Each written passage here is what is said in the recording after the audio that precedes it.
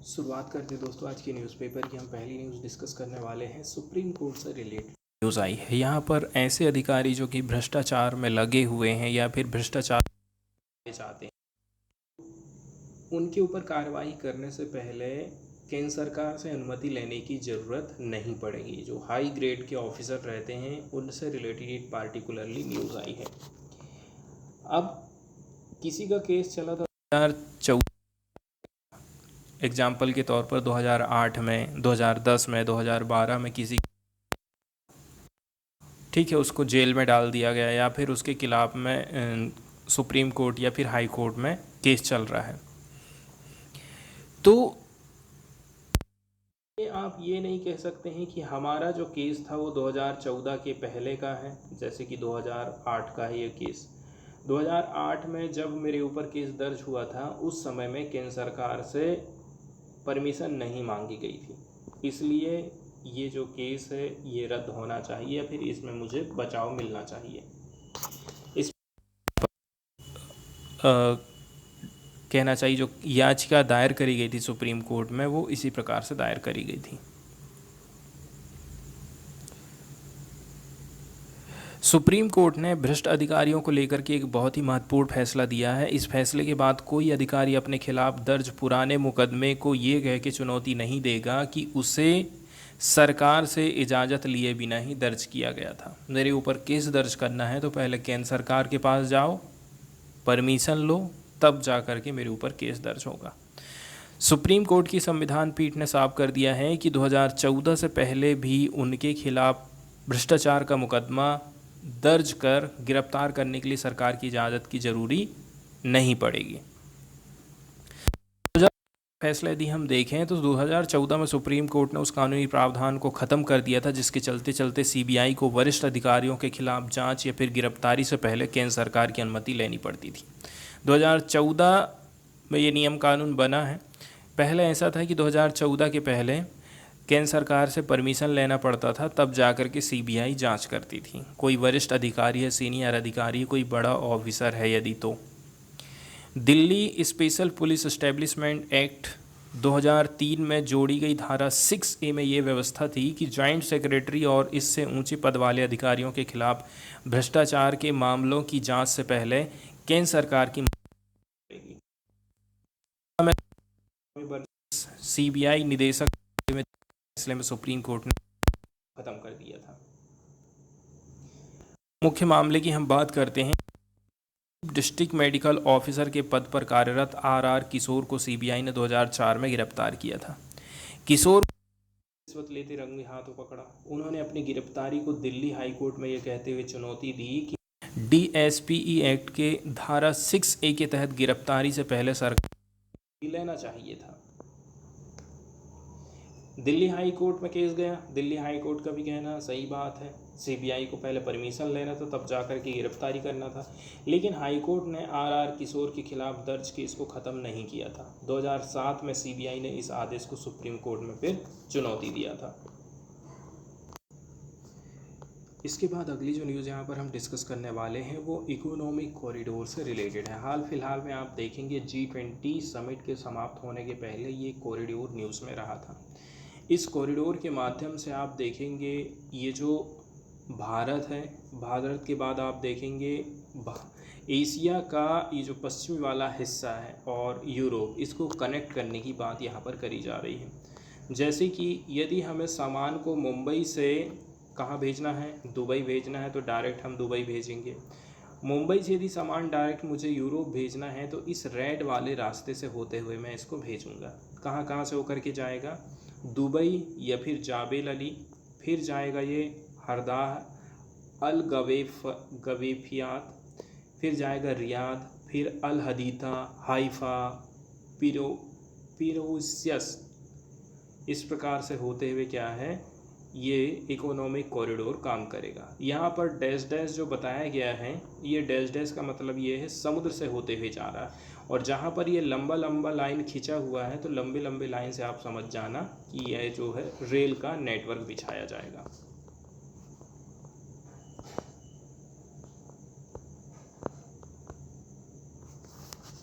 तो G20 summit की sideline में नई दिल्ली ने एक एमओयू को साइन किया था और इसमें पार्टिसिपेट कर रहे हैं India, US, Saudi Arabia, European union, UAE, France, Germany and Italy, ताकि इस्टेब्लिश कर सकें India middle east Europe economic corridor. तो जिस प्रकार से China one belt and road initiative लेकर के आया, उसी को काउंटर करने के लिए नया रास्ता बनाया जा रहा है।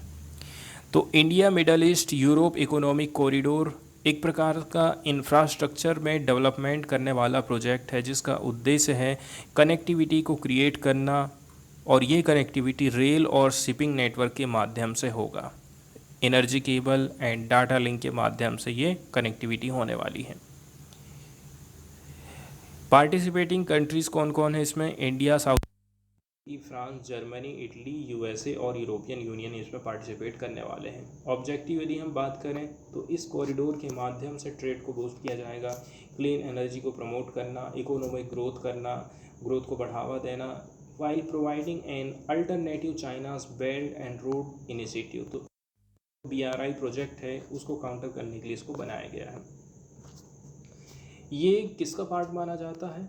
It is the part of partnership for rail and shipping corridor global infrastructure investment. तो ये एक हिस्सा है PGI का। पहले PGI के बारे में कल्पना आई थी, उसी का एक हिस्से के रूप में इसको बनाया जा रहा है।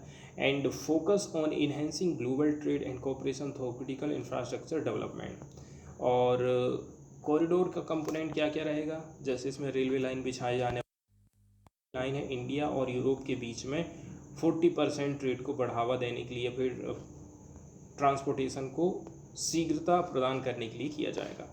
इलेक्ट्रिसिटी केबल भी हमको देखने को मिलेगा। इसके साथ साथ में क्लीन हाइड्रोजन पाइपलाइन भी बिछाई जाएंगी ताकि क्लीन एनर्जी का ट्रेड हो सके। फिर आता है high speed data cable. High speed data cable बिछाया जाएगा ताकि डिजिटल इको सिस्टम को बढ़ावा दिया जा सके वर्ल्ड लेवल पर, एंड क्रिएट किया जाएगा बिजनेस की अपॉर्चुनिटीज़। कॉरिडोर का सेगमेंट क्या क्या रहने वाला है?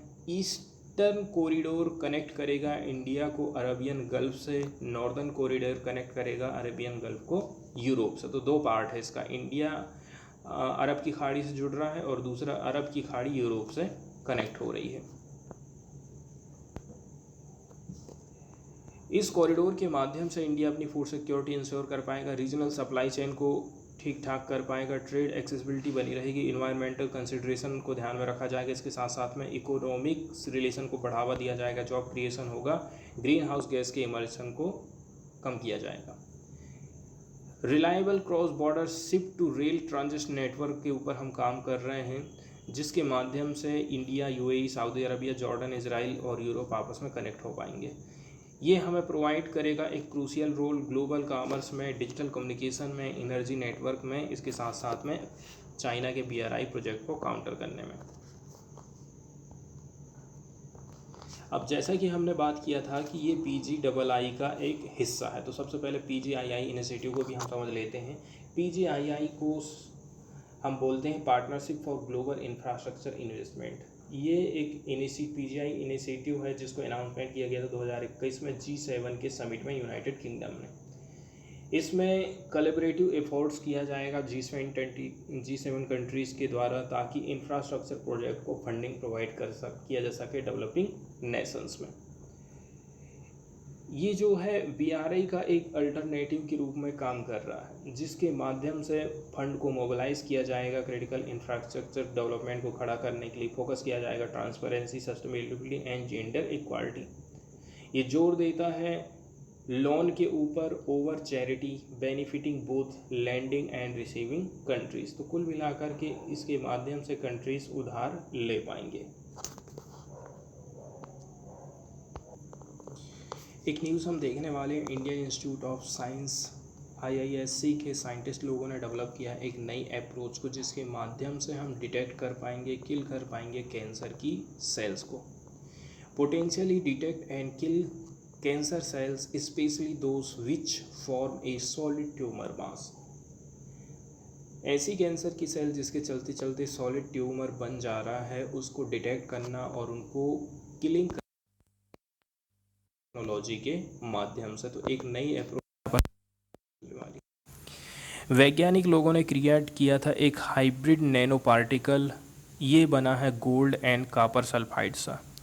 ये कैंसर के सेल्स को ख़त्म कर सकता है। इसके लिए यूज़ किया जाएगा heat and enable their detection using sound wave. माध्यम से उनको मारा जाएगा, साउंड वेव के माध्यम से उनका पता लगाया जाएगा। ऐसी टेक्नोलॉजी यहाँ पर हम देखने वाले हैं। In the current study, the IISc team decided to combine these two into hybrid nanoparticle। इन दोनों चीज़ों को क्या है, यहाँ पर हाइब्रिड नैनो पार्टिकल के माध्यम से कंबाइन किया जाएगा दोनों गुणों को। जयप्रकाश असिस्टेंट प्रोफेसर, ये हैं department of instrumentation and applied physics IISc। उनका कहना है कि जो पार्टिकल होते हैं इनमें photothermal, oxidative stress and photo acoustic properties हैं। कौन कौन सी प्रॉपर्टीज़ होना चाहिए कर पा रहे हैं, तो यहाँ पर आप देख सकते हैं। इसमें आपको photothermal, oxidative stress and photo acoustic properties देखने को मिल जाती है। जब लाइट को इन नैनो पार्टिकल हाइब्रिड के ऊपर क्या किया जाता है, डाला जाता है, साइन किया जाता है, तो ये एब्जॉर्ब कर लेते हैं लाइट को, करते हैं हीट। इसी के माध्यम से हम कैंसर सेल को किल कर पाएंगे। नैनो पार्टिकल होते हैं, ये प्रोड्यूस करते हैं single oxygen atom that are toxic for cell. इनके माध्यम से हम सिंगलेट ऑक्सीजन एटम जनरेट करते हैं, प्रोड्यूस करते हैं, जिसके माध्यम से कैंसर की सेल को ख़त्म किया जाता है। यहाँ पर सिंगलेट वर्ड यूज़ किया गया है। इसके लिए तो स्वीटर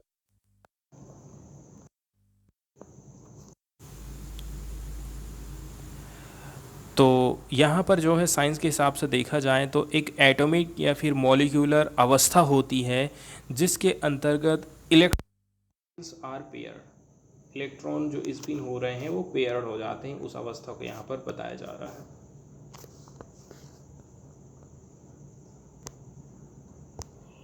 अभी हाल फिलहाल में चल रही है वो CT और MRI स्कैन रहता है, जिसके लिए क्या है ना कि ट्रेंड रेडियोलॉजी प्रोफेशनल की ज़रूरत पड़ती है, तब जाकर के हम जो है अच्छी इमेज को पढ़ सकते हैं या फिर इमेज का पता लगा सकते हैं। Photo acoustic property of the nano particle light and generate ultrasound wave. Technology के माध्यम से, जिसको हम फोटो एक्वास्टिक बोल रहे हैं, इस प्रॉपर्टी के माध्यम से नैनो पार्टिकल एब्जॉर्ब कर लेते हैं लाइट को और जनरेट करते हैं अल्ट्रासाउंड वेव को, जिसका यूज़ किया जाएगा कैंसर सेल को डिटेक्ट करने के लिए with high contrast once the particle reach them. फिर साउंड यहाँ पर उत्पन्न हो रहा, अल्ट्रासाउंड वेव जनरेट हो रहा है इस पार्टिकल से। इसी की मदद से हम जो इमेज रिजोल्यूशन ले सकते हैं। As sound wave scatter less when they pass through the tissue compare to light, क्योंकि यहाँ से जो लाइट निकल रहा है वो ज़्यादा इधर उधर फैलता नहीं है।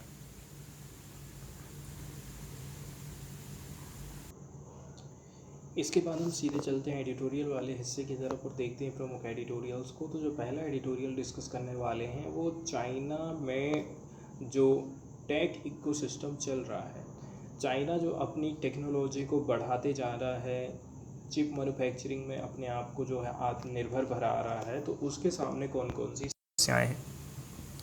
सबसे बड़ा जो चैलेंज है आज के टाइम में वो अमेरिका है, और अमेरिका के जैसे बहुत सारे कंट्रीज़ हैं, एलाइज हैं, वो अमेरिका का साथ दे रहे हैं। चिप मैन्युफैक्चरिंग में, सेमीकंडक्टर की मैन्युफैक्चरिंग में चाइना के ऊपर बहुत सारे सैंक्शन लगा चुका है अमेरिका। इसके बावजूद भी हम देखेंगे चाइना जो है इंडिविजुअली अकेले अपने आप को किस प्रकार से आगे बढ़ा पा रहा है, जबकि चाइना की जो टेक्नोलॉजी है वो बताती है कि भाई चाइना डिज़र्व करता है।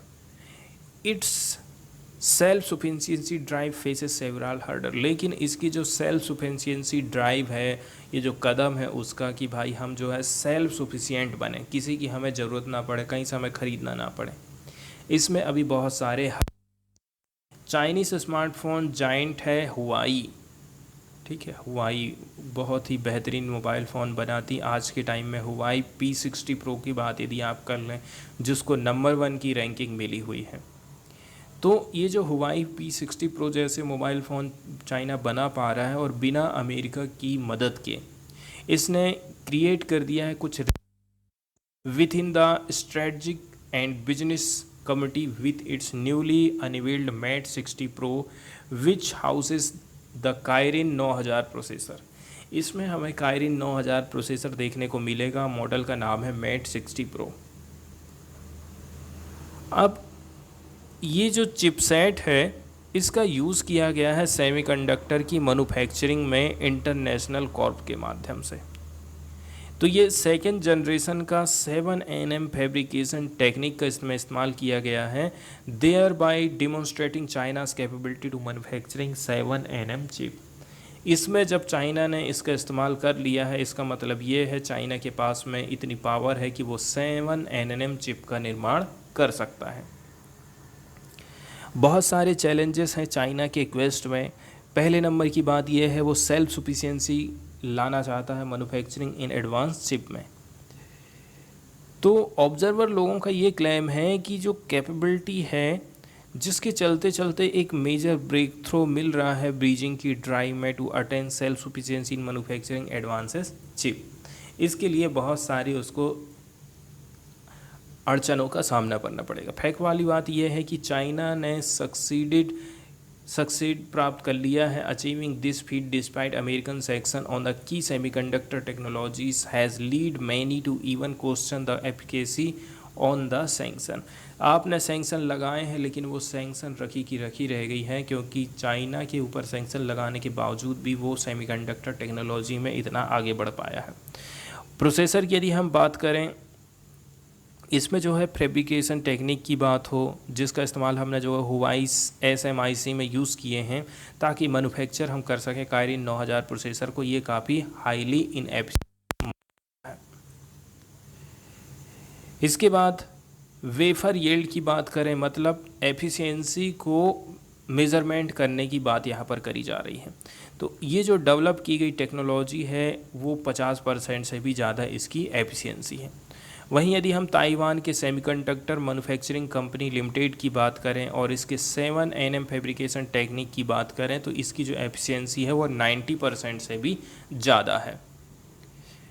कॉस्ट एंड चाइना की टेक्नोलॉजी की यदि हम बात करें, इसी के चलते चलते SMIC की जो प्रोसेस है एक्सट्रीमली एक्सपेंसिव मानी जाती है, लगभग 10 टाइम हाई है incurred by the other player in the market and therefore highly uncompetitive। आप यदि इतना महंगा बनाएंगे तो जाहिर सी बात है मार्केट के लिए ये बिल्कुल भी ज़्यादा कंपटीशन नहीं दे पाएगा। सेकेंड नंबर की बात यह है 7nm फैब्रिकेशन टेक्निक रिप्रेजेंट करती है चाइना की कैपेबिलिटी को with available deep ultraviolet lithography tool. और इसका मतलब ये है क्योंकि उसके पास में जो है डीप अल्ट्रावायलेट लिथोग्राफी टूल मौजूद है। यूनाइटेड स्टेट की तरफ से बहुत सारे सैंक्शन लगाए गए हैं जिसके माध्यम से बीजिंग एक्सेस नहीं कर पाएगा एडवांस लिथोग्राफी टूल को इस मार्केट में, जिसको क्या बोला जा रहा है, एक्सट्रीम अल्ट्रा वायलेट बोला जा रहा है। इसका मतलब ये हो गया China had to rely on DUVs to fabricate the Kirin 9000 chipset. अब EUV के ऊपर काम नहीं कर पा रहा है, अब उसको DUV के ऊपर काम करना पड़ेगा। वहीं जो DUV जिसका इस्तेमाल चाइना कर रहा है, इसका टेक्निकली तौर पर आप यूज़ कर सकते हैं 7nm चिप के निर्माण के लिए and the process is extremely messy and inefficient. लेकिन प्रोसेस जो है काफ़ी यहाँ पर लंबी हो जाएगी और इनएफिशिएंट है, उतनी ज़्यादा एफिशिएंट आप इसको नहीं बोल सकते। इसकी जो कैपेसिटी रहेगी वो काफ़ी कम रहेगी। एग्जांपल के तौर पर यदि हम SMIC टेक्निक की बात करें तो ये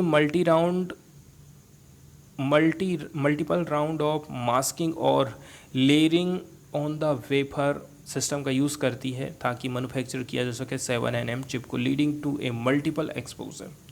इसी के मल्टीपल एक्सपोजर हो पा रहा है। वहीं TSMC एंड EU जो है वो सकता है same task of high complexity with a single exposure.